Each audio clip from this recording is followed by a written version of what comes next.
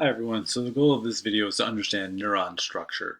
So your learning target is to identify and label the parts of a neuron.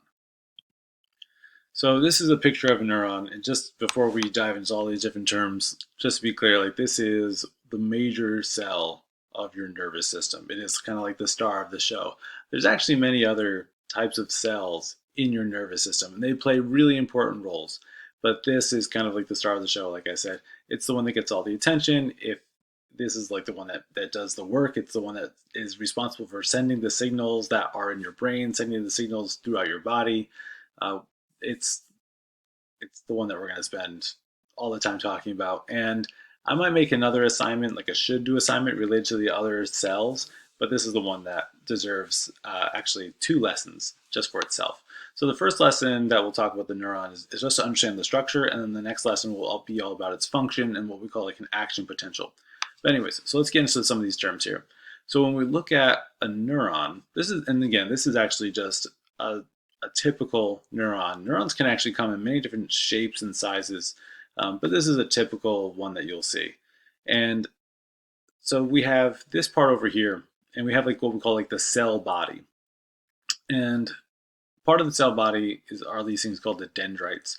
So if we kind of jump ahead a little bit to function, dendrites are the ones that are able to receive information from other neurons. So if there was another neuron, maybe another neuron is connected to this neuron like right here or right here. All these different points can be places where other neurons can attach and maybe communicate with this neuron that we see on the slide. All right.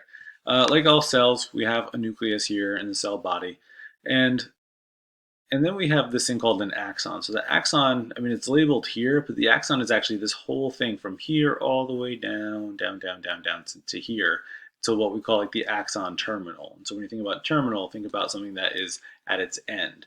So we have this whole axon, and then this is called the axon terminal. All right. So when, again, jumping ahead a little bit to function, so when a neuron is sending a signal, that signal gets sent all the way down this axon, and then it can go to other neurons, or it can go to some other place. Maybe it's connected to a muscle that makes the muscle contract or something like that. All right. There are a few other things I'll point out here. So there's this thing called a Schwann cell. So like I said, the neurons are the star, but there are some other very important cells. So a Schwann cell is this one that kind of creates a special protection for the neuron and what we call the myelin sheath. So these are cells that are actually wrapped around the neuron, or wrapped around specifically the axon of a neuron, to make sure that the neuron is protected. And then one other term that you'll see on the screen here is called a node of Ranvier, which is just a fancy term for these little gaps in between the myelin sheath.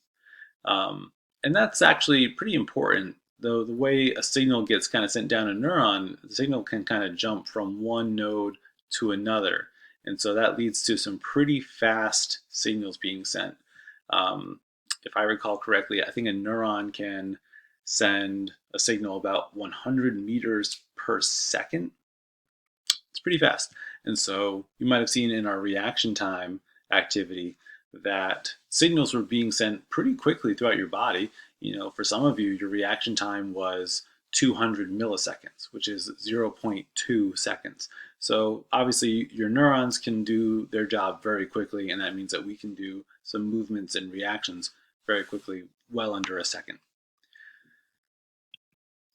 All right, so this is just another picture. Like if you Google images for neurons, you'll see many different images. They all look very similar. Again, you have a cell body, you have dendrites, you have a nucleus, you have this axon. And again, the axon starts here, but it goes all the way down.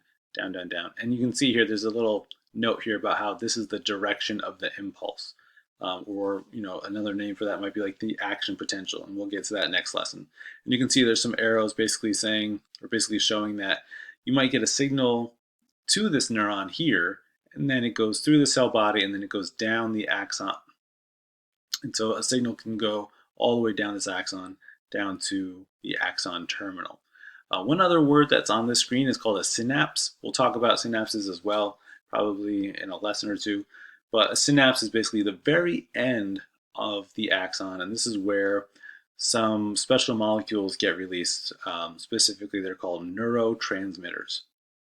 So neuro obviously relates to like the neurons and the nervous system, and then transmitter. It's kind of like sending a signal that's transmitted to another neuron or maybe some other thing in your body. All right. So this is just a basic summary of some of the major structures and functions. So dendrites receive information. The signal is sent down the axon. Axons are protected by a myelin sheath, and then the signal goes down the axon terminal into the synapse. And those are the major structures that I want you to know when it comes to this very important cell called the neuron.